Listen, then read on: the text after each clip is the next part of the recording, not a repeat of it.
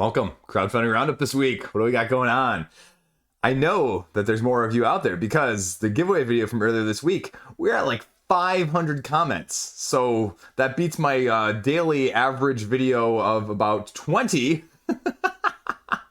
by just a little bit of a margin there. So now that I know you can comment, I want to see more of it, right?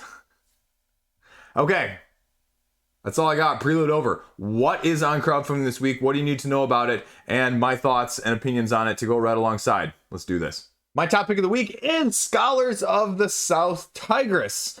These top three are going to look exactly the same as the ones I picked as the top three from this past weekend of the ones that you needed to watch. First one being, obviously, Scholars of the South Tigris from Garfield Games here. This is raising a very fair amount of money, very similar to the other previous campaigns.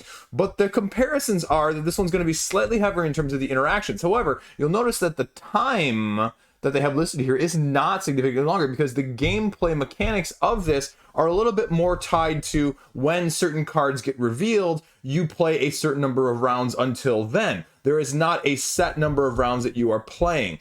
And as you slowly unveil these cards, you'll eventually hit the ones that are going to cause the end game trigger. Now, the interesting standpoint here is you have a little bit of a color optimization, worker placement with a little bit of bag building alongside. And you've got both dice you're going to be playing and rolling, but also workers. And the colors actually really significantly matter because if the colors match or if they don't match or if they're in certain combinations, it's going to change the dynamic as a whole. And they're very upfront here at the top. Why get it? Well, you want the promo pack, you want to get it before everybody else. That's the main incentive to get it. Otherwise, go pick it up at retail, get it wherever you want. The gameplay overview here. This is really what is nuts and bolts. So the dice placement bag building that I mentioned, you're going to be having different colored dice, up to like 6 or 7 different colored dice, using all of the 3 primary colors and the 3 secondary colors. And you're literally going to be combining them. The tricky part is if you put it with a white die, the colored die overrides it. And so if you have a white 1 and a red 6, that is a red 7 total. See what I did there? Combined. Color smashes white if you were to, put them on a canvas together. However, if you have, say, a red and blue, a red 6 and a blue 3, that makes a purple 9. Right there. That's what you're doing in terms of that. And now if, say, the red, which was the 3, I think in this example, we'll assume that it was for a second, that if you had a red worker that got placed with it, it actually increases the die up to a 6. So all of a sudden, you have a 6 and a 6, and that's a 12. So that'd be a purple 12 instead. And that's the combination of things that you're going to go. And if in case you're wondering and you're worrying, they have already taken into the account that if you're colorblind, there are going to be ways to mitigate that, including even just the pips on the dice, the translucency of the dice, or symbols that are going to be going along with it. And everything you need to take into account from that aspect. The rulebook is here. One side note that I'll say is it seems like every rulebook nowadays is just getting longer and longer and longer. I'm looking through these rulebooks this week, and 4 of the first games or 5 of the first games potentially that I'm going to be looking at this week, they all have like a 20 to 30 plus page rulebook, which just seems like not only are we seeing price inflation, but we're seeing rules inflation. Just a side tangent there. They're running through what's here, what you're going to get in the box, just everything you see. They talk about the dice here. They talk about how you're going to be manufacturing the different colors and the things that go along with that. They give you all of this stuff that you need to know. Tabletop Simulator, here's the free promo pack. The free promo pack just is, it's just only 8 cards. So is 8 cards and a month early going to be worth it from probably a $25 to $30 standpoint? Because the price point for the lower level here, the scholar level here, is $44. $45 here is very interesting because if you go back over to Wayfarer's price was $45 as well, although the New Zealand dollar apparently has lost a little bit of value because it's 70 New Zealand dollars now and 65 back then. And you go over to Board Game Oracle here and you can see if you scroll down here, when it was in stock, you're looking anywhere from about $40 to $45 right now. So if you can get free shipping on this, really it's going to be the cost of shipping that's going to be the difference with this campaign. So that's not as bad, but is that worth 8 promo cards for you? That's what the question you have to ask yourself for. The actual actions that you're going to be taking, though, either one or the other. You're either going to be playing those dice, those workers down, or you're going to be resting, sort of a la your Andromeda's Edge Dwellings of Elderville, right? Where then you're collecting in your workers, you're getting income, you're also getting various ways to research up on the research tracks that are going to be available to you. They also, if you read the top print right here, are offering Wayfarers in the Pledge Manager, or available with, if you get Wayfarers, the promo pack from that as well. So if you missed it the first time, check it out. We scroll down here, you see everything from this Under the Sun. You get a little bit of playthrough, you get a little bit of gameplay, you get a little rules overview. They run through the prices there if you want to get both of them as well in the bigger set. You can get the metal coins or without the metal coins, and shipping again is going to be, what is that, maybe like 12, 14 bucks. So is it worth it for you to get it that much earlier? Again, this one actually appeals to me right now so far more than Wayfarers. I like dice worker placement. The worker placements that I've played a lot on this channel have been heavily dice oriented. And so this one for me, actually, especially as a person who loves bag building, I really like this example, and I would say this one probably is the more appealing of the two of them, but I'm still trying to get Wayfarers in a trade so that I can kind of compare hands-on if that's really my style. But this one does appear, and that was my question, right? Before the campaign, significantly different than Wayfarers. It definitely checks that box, and I think you should give it a look-see because this is going to be a very good game. It's just how good for you personally by the time it comes to fruition. Now we're going to go over to the second game, over to Gamefound here. We're going to go back and forth today. 83,000 euros right now at the time of me filming this. Huang's only got under a week left, and it's the re-implementation, re-theme, slight change up of Yellow and Yangtze. And the thing that's different is not really the rules, but what they're offering here.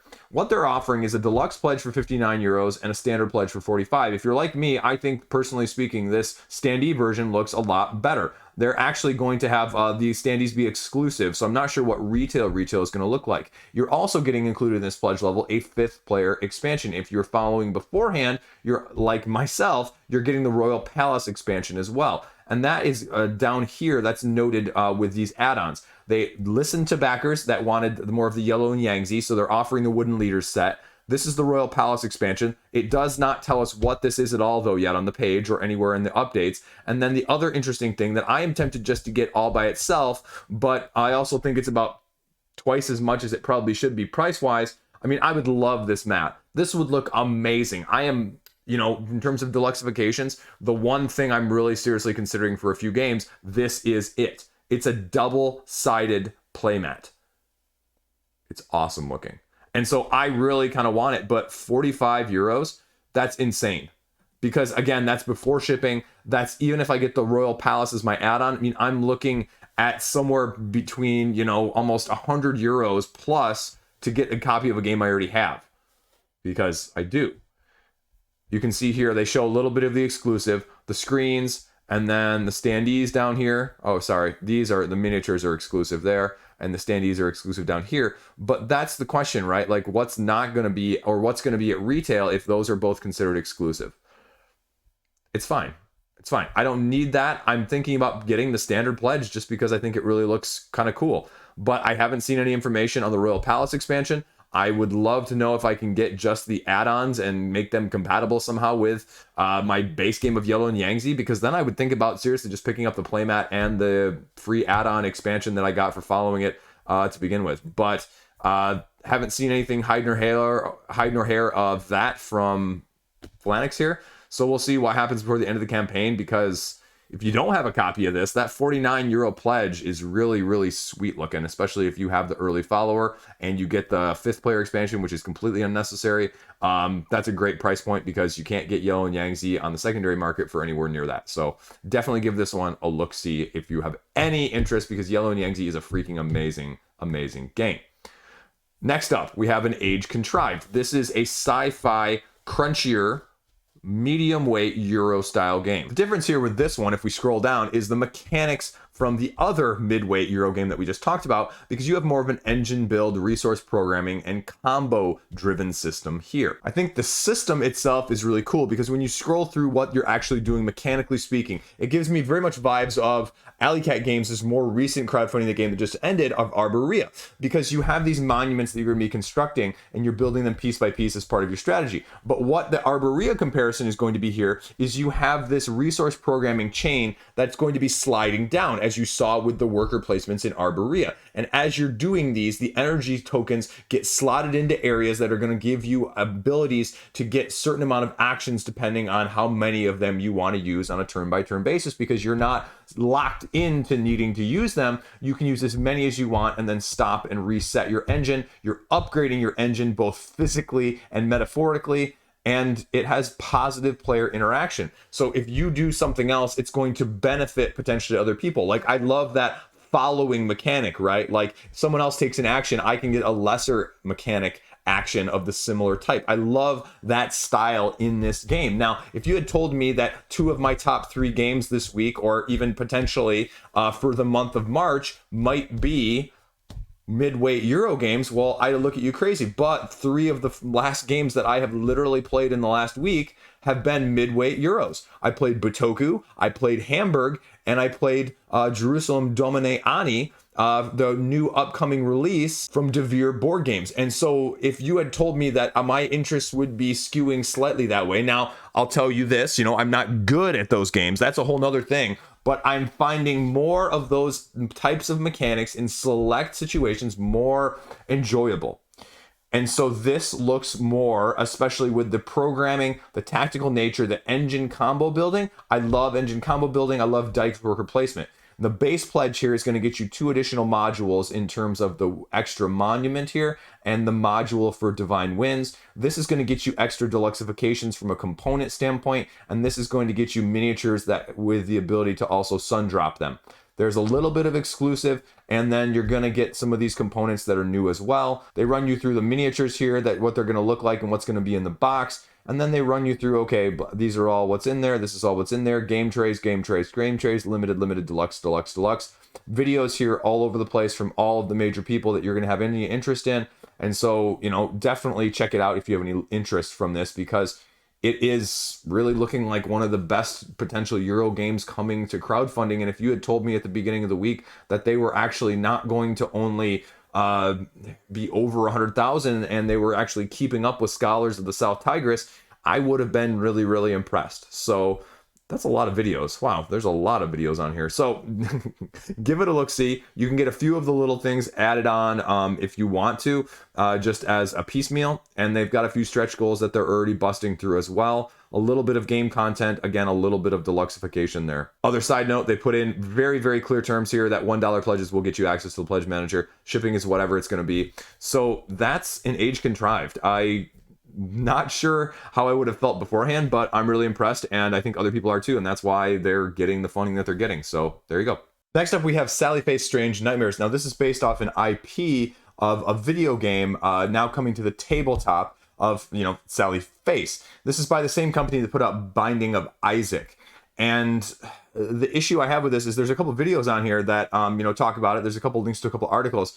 But you see that a text like this that says simple rules, deep strategy, multiple immersive stories, but there's no actual description of the gameplay itself beyond here's scenarios. You have to solve mysteries, avoid cops and ghosts, and prevent the demon from doing corruption. You roll dice to get actions. That's about it. They give you a brief overview here. They give you a brief how to play with the Game Boy Geek, and you really have to watch this in order to actually get any sense of what it is. They talk about the different chapters you're going to hear, and then they go into the stretch goals, and they just go into all these different pledge levels, which are just, some of them are just insane. And it very much does the Unstable Unicorns style of things, as well as the Binding of Four Isaacs previously, because you have you're the base tier, then you get the super exclusive, and then you get the super exclusive with the playmat, and then you get all of the extra stuff, and then you get even 6 of them, and you get even more of the extra stuff with all of the non-gameplay content, all of the non-tabletop stuff all together, and you just get inundated with that stuff on every other level. They've got a $325 tier here, which is like sold out. You've got a $250 level that is having a bunch of people. You have a $950 level right here that has barely any people in it. And then you have a $5,000 level here that's like for a prototype. So, I mean, people like it. It's a known IP, and it's got like $150,000 at the time of me filming this. But for as crowdfunding campaigns go, like from a tabletop side of things, it's getting a lot of brand recognition, and it's going to be sort of like Casting Shadows and Unstable Unicorns, where it's going to be because of the exclusivity. They're going to go also for hotcakes in the secondary market. I mean, I just saw that happen with like Air Jordans that people are doing. So this is a mixed bag from that side of things. I mean, I just wish there was more on the actual page of, okay, this is why you should get the game. This is the important start of the gameplay. And I guess I'm a gameplay purist, but like I mentioned, you got to watch one of those videos, so take that for what you will. I wish the rulebook was out there as well, so you could see some of the details and some of the nuances, because depending on how detailed those videos are, you can miss a lot of the small minutia as well that may be to make it or break it for you. Anyway, Sally Face, Strange Nightmares, there you go. Next up, and this is going to be my sleeper pick of the week, because although you'll see some very big content creator names doing videos down here, I don't really remember this one getting a whole lot of hype or even necessarily having a huge presence of when this is going to be launching. And this is Encounters Shattered Wastes, and this is from Almanac Games, and this is a new company on crowdfunding, so that'd be probably the only thing I would caution. But they have gone a slightly different route in this two-player asymmetric skirmish style battler, because, well, they've gone standees, right? You can get the regular cardboard ones, you can get the acrylic, and this is, although it says 1 to 4 player, you're really going to be doing 1 to 2 if you're going head to head, 1 to 4 probably if you're going to be more cooperative with the team-based situation. And what you're going to be doing here is you are going to be drafting your character at the beginning of the game.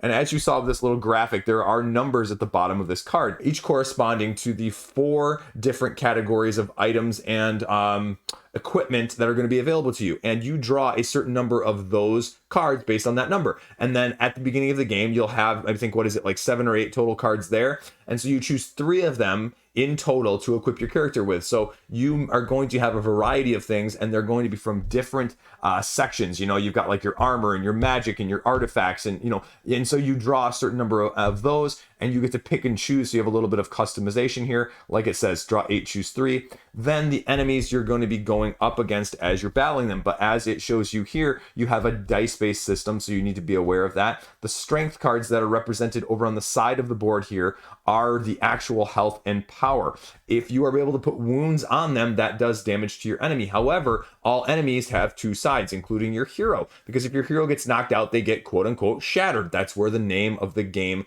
comes from. And they are not out, but they are precariously on the edge of being able to be corrupted or eliminated, depending on how you do, how long you stay in that, or if you are not healed further to get out of that state. But it also, by being in that state, you get extra abilities that may be a little bit stronger in allowing you to force your way into situations that you otherwise may have found yourself out of previously. You're choosing 2 actions, including moving, abilities, recovering, or just flat out attacking. Moving, for example, gets you up to like 3 spaces. Here's the shattering that I said, that you embrace the corruption, but it becomes more dangerous the longer you do it. And fragility is the price of the power, beating an enemy, flipping them over to the injured side, and then beating them again.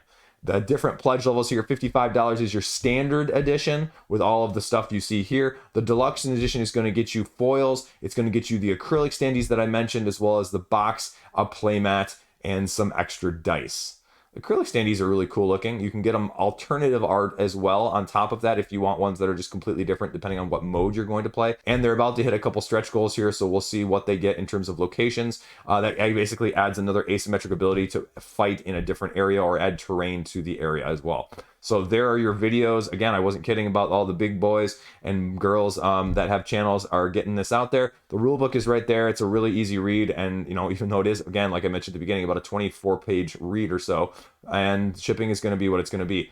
Is it worth it? I don't know. But is this a game that would get made probably otherwise? Probably not. So I'm glad to see it's funded and not going to have any issue from that standpoint. So we'll just kind of see how does it actually compare. I mean, the card system with this rage mechanic and doing these wounds over on the side is definitely different. So it is going to be different than what you've seen, with a little bit of an RPG, a Japanese vibe. at least in how it's based off of. It reminds me a little bit of Testament, only hopefully better than Testament. So there you go. Next up, we have Back O Beyond, Tales of Blood and Salt, but between the time of me originally picking this up and then the time of me filming this, they've already canceled, unfortunately, because they weren't hitting their funding goal and beyond that fast enough, because this is also from Fabled Games, which is also going to be, when they say the latest update after they canceled, launching not only just the game, but also hopefully helping the company get its own legs. In case you're interested, though, I'll give you just a taste. Solo mode as well as a competitive pirate faring game over 6 rounds, 3 phases that you're going to be managing. And what you're going to be doing in this game is you're going to be slowly recruiting your crew of asymmetric powers that are going to give you the ability to dice manipulate. Dice manipulation is going to be the key in this, because what you're going to be doing is a 3-phase battle system of like firing your cannons at a trade ship, and then fending them off, and then actually boarding, and you're going to be rolling those dice each time, and your characters, depending on where they're located on your player board here, you can see that there are 2 rows, a top row and a bottom row, are going to have different aspects of that phase of combat that their abilities will be able to be used, and you're going to be slowly recruiting them as you go and hire around before that event phase. Well, how do you do that? What are the other actions that you're going to be taking? Well, if you pull up the rulebook really quickly here, you can see that there are going to be various places that you're going to be going to location-wise. Council Hall, Back Alley, Market, Tavern, and Docks. And you'll also see that right here they have this little symbol next to it, meaning how many potential time symbols you can put at that area, which is going to affect what you need to do. But there's also a tiered system depending on your prestige, your notoriety. So the more notoriety you have, the better the action is going to be at that location. So that is the resource management sort of worker Euro-esque style of things. Now the combat, though, the combat is going to be very, very, very dice driven here. As it says, the dread. So you have to roll a certain number of these. You have to roll a certain number just more than the naval combat, and then a certain number more here with the boarding section of things. And that's where I could see people either going one way or the other in terms of, okay, heavy Euro mechanism and then more of a dice determiner. And obviously you have some mitigation, like I mentioned, with the crew, but that's sort of the question. Was that something people are interested in or not? It's a different twist of a combination of Amerithrash and Euro. So there you go. I mean, the price point was about $45 and 66 pounds then for the deluxe edition, which is another $80. So we'll see. I mean, they're going to come back, and it's just a question of what's different, why back around the second time. But we've seen a lot of success with the second time campaigns launching in the last year or so. You know, yours truly has seen them happen, so nothing to say that they can't do it next time around. Next up, we're going to talk Star Tycoon. An interesting setup here. They are about 60% funded right now. This has got a lot of different mechanisms going on. And on this board, you can see that you're going to be drafting planets. Planets have developments. Developments are going to give you ways to score victory points. You're going to be only having a certain amount of resources that you're going to be gathering through your income and your resource gathering phases. But then you have to discard down at the end of your turn to 7 resources. Illegal goods are going to clog up what you have there, though. But as you discard those goods and those resources, they're actually going to affect this auction track, or this price market value track, I guess I should say, right here. Because when you discard them, it decreases the value of them, because essentially you're putting them back into the open market, right? And if there's more back in the open market, the price is going to go down. And so on your turn, one of the things you can do is you can sell them for the price that that market price is. And that is going to allow you to do certain actions on these development cards, on these planets, in sort of more of a set collection-esque vibe down here you can see. And after you score or get a certain number of these, the game ends. These are also the things that are going to be giving you the victory points as you go along. And you're going to be doing other actions like auctioning to reserve the cards that you want, but also bartering back and forth depending on what your needs are and what your opponent's needs are. So take it for what it is. Again, supply and demand, like I mentioned with the marketplace, and you're going to be doing sort of this development of cards underneath the planets as they go along. The exchange that I mentioned, and they run you through exactly what the pledge levels are going to be: 35 or 34, 49, and 74, depending on how deluxe you want it to be, with the playmats, the acrylic tokens, and the free little add-on here as well. So a few stretch goals that they have unlocked already. Yeah, there you go. Deluxifications with a few miniatures and a little bit of gameplay. We'll see. I mean, there's a lot of star stuff. There's a lot of things going on here. It reminds me a little bit of Galileo Project, which I'll be having a review out coming up soon, which is an absolutely slapping game. Spoilers. But check this one out if you want to go the crowdfunding route instead. Next up, Ancient Terrible Things Reawakened. This is like a 2013 game that is coming back to crowdfunding to get a new edition. You can get the upgrade, you can get the print and play, or you can get an all new edition. And this is a situational game where you are going to encounters in locations, and at those encounters and locations you are going to be rolling dice and trying to mitigate those die rolls in order to achieve a certain outcome. But the die rolls you're going to be trying to achieve are in the form of essentially types of poker hands, if you will, you know, pairs, three of a kind, full house. If you're able to do it, you get rewarded, you get bonus points, but if you can't do it, you grab tentacles. And that's one of the end game scoring conditions, is that if you ever have to grab a tentacle and you can't because you failed an encounter somewhere, the game ends. If you can't put out enough locations for the total number of players, the game ends, and you total up pluses in terms of the rewards and the victory points for achieving these successful encounters. And then you also minus the tentacles that you achieved, or achieved in a bad way, to then figure out your final score. Now, a little bit more detail before we talk about the price levels here. You have these resolve events where essentially you're going to be having different scenarios that are going to say, okay, for this combination of dice, you get this. For this combination of dice, you get this. And then you're going to be having to get resources or to achieve what you need to based on the conversions that they kind of show you on both sides here. Going back to the pledges, $9, $25 for the upgrade, $45 for the base, $90 for the deluxe edition. Again, we're seeing lots of mats. We're seeing a lot of deluxeifications here. This has a dice tower in it. Again, I don't think I'd ever buy a dice tower on a crowdfunding campaign. It better be the nicest dice tower you've ever seen. So take that for what you will. I mean, I really, like I said before, playmats are really becoming more for me. But in order to get a playmat, I also feel like I have to love the game. And so unless I know that I've played this game and love it, I would be potentially a little bit skittish from that aspect. So, you know what? Take it for what it is. Again, 2 heavy die rolling games in the first place. So if you like that sort of thing, this is your week, and that's Ancient Terrible Things. Next up, Gnomistic, the board game. This one is a little bit of a trickier pledge. I really don't get a good sense of flow off of the rule book when I was reading it, or the page. So I really suggest actually on this one, weirdly enough, that you check out the video. It's one of those. But they're already almost 200% funded as this Euro-style path-laying game. And what I mean by that is you're going to be having these tiles and these cards that you're going to be drawing from, essentially, right, like this, that are going to be, creating paths as you go along. And they're going to be giving you resources and whatnot. But what you're going to be doing, essentially, at the beginning of your turn is there's going to be several different decks set up. And then you are going to have decks that are splayed out into rows. And then on your turn, you get to play, like, for one of your actions, 2 cards down on any of the 2 of the 3 rows. The row that you do not play a card down on, then you take all of those and you put those into your area. Now, you are going to have a hand of cards that's going to be accessible. But, as they say very clearly in the rulebook, the hand of cards that you have is not actually for you to play. It's for other people to manipulate and to take, just for you to hold. They say, like, people are used to playing card games and having cards in their hands, so that's what we've done. But don't be fooled. Those aren't the ones you're actually going to be utilizing. You're going to be doing that and manipulating other people's that are more going to be for you. And as you're doing this, then, if we pull up the rulebook here, you're going to be gathering these sets that you're going to be taking from those rows in the first place that are also going to be activated to activate your special abilities as well. Scrolling down here, you can also see that there's going to be a roundel involvement. You're moving a little meeple around, and if he lands on certain spots, there's going to be certain actions, including the mushrooms,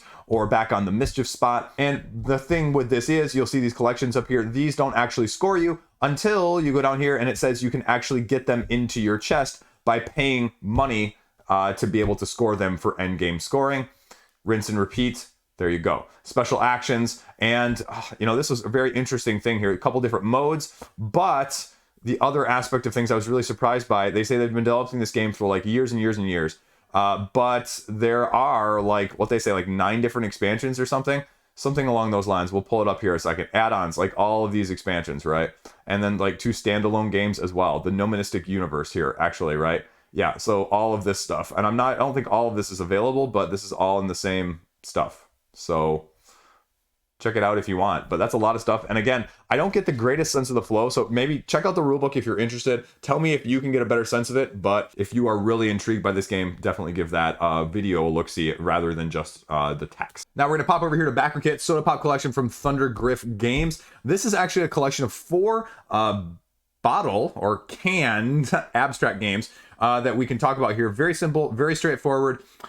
Get one, get them all, however you want to do it here. They've got a little bit of unlocks that are going to be going along with this, and then they run you through what each of these 4 games is going to be. Catacomb essentially is you have these different areas of black, white, and brown. You're laying down cubes that are represented by your cats. You can't ever have more than 3 in a stack, but what you're essentially doing is when you lay your stack down, you put one down that makes a stack of 2, and then you have to move that stack across, never creating more than a stack of 3. And if you end a turn with all of your cats on the top of piles on your own colored spaces, you win. That's it. Then you have for Genesis. For Genesis here is you have 2 different colors, blue and an orange. You have about 6, I think, different creature tokens. Each on both sides are the same. You choose 2 that are then set aside, and you each use the same 4. What you're going to be doing then is using a combination of sort of Hive and Shobu, if that makes sense. If you're familiar with those abstracts, each of these creatures has an ability to move or manipulate the other creature on the board, and then you're trying to end up where the other person has no creatures that can be activated,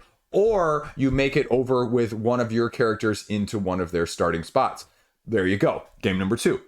Game number 3, Lightseeker. You have these cubes that have various sides on them showing either dark or light sides, anywhere from 0, 1, or 2 light sides. And essentially on your turn, you have to take 2 actions of moving 2 of these cubes. They start out in a rectangular formation, and you have to move them away, but they always have to be at least orthogonal or diagonal to another cube on the board after you take your 2 actions. And you always have to have 1 more light total face up than previous. You're trying to make an area of light that is contiguous of at least 7 total between the block faces, and that's what happens. Or if you cannot achieve more light on your turn than previously, which is going to be more difficult, but it's going to be the 7 that's going to be it. And then the last one, you have Top Cap here, which again is a little bit more of an abstract gift style series of game. You have 8 bottle caps that are lined up in rows and horizontal and diagonal, and you've got 2 sides, your side and the opponent's side. And what you do is you get to choose which of these bottle caps you want to move, and based on how many other bottle caps are in line with it, either in one of those directions that I mentioned,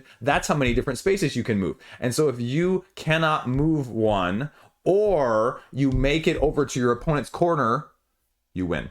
There you go. All 4 games, quick summary. Definitely 1 or 2 that appear more interesting to me. Lightseeker, not as big a fan of here. For Genesis is probably the biggest one I'd be interested in, but as a abstract lover, it's probably for Genesis and Top Cap that are going to keep me most intrigued, and I'm going to give a look-see a little bit more, even, kind of see what they do afterwards with this. What are we actually talking pledge level-wise here? $15. Okay, it's okay. 45 gets you all of them, which, I mean, it's the price of 3 for 4 of them. Take that for what you will, though. If you don't like all 4, you don't buy for $45. Either way, though, $15. Shipping here. Shipping is going to be an additional €8. So, I mean, that's, $25 for about an abstract game. You know what? Take it for what you will. It's about the same as retail. So there you go. Now, one last time, we're going to hop over here to Gamefound. Alpujarras and Fisheries of Gloucester. Dr. Finn's games has 2 new ones here. The first one being very much more like a lighter Glenmore 2, if you recall that game at all, where you're going to be moving around the track or on the outside. You're going to be moving your mule, taking actions based on the spaces that you land on to gather resources, to buy and sell, and then to pick up and deliver before you get to the end of the track that is going to end the game. The rules are right there. That you can also start the game with the additional expansion or module, they say. That's going to be included as a promo pack that gives you asymmetric goal cards at the beginning that you can also achieve for extra victory points at the end. As you can see, the grid and the spacing around the outside is the action tracks that you're going to be doing, and it's just as simple as that. They run through all of the different actions based on the spots that you're going to be playing in. Right here, you have about 8 or 9 of them, and you're just going until all players reach the final tracks. And it's like Glenmore 2 in the sense that if you are the furthest one back, you go. And so if you continue to be the furthest one in the back of the pack, you continue to go next until you are no longer. Then we go down here and we get to Fisheries of Gloucester, which is a little bit more of a fishing game with an abstract feel. And what I mean by that is you have this board here that you are going to be playing, and you are going to be basically choosing these ocean tiles you can see at the bottom of the picture here, laying them down and using them to make a path in order to get to the fish. And you only have so much time, and as you can see, each of these actions cost so many time. So if you're the first player, you get 6 hours. If you're the second player, you get 7 hours in terms of how many actions potential you can take. And you're going to be trying to gather these fish up, preserve these fish, and score them for victory points with the 3 sets of ships that you have over several rounds. There you go. Again, very interesting abstract game. Very much a try before I buy, though, for both of these. I mean, again, I would be interested in them. I would love to try them. But on crowdfunding, you know, I could see this either being a hit or miss, because abstracts are hard to judge sometimes about how much you'd like them, versus even though they're super easy to understand what the turns are going to be like, unlike a couple of the other games I just talked about. So there you go. That's all I got. As noted, though, at the beginning of the video, referencing my giveaway video. If you have not checked that out, you can always check that out.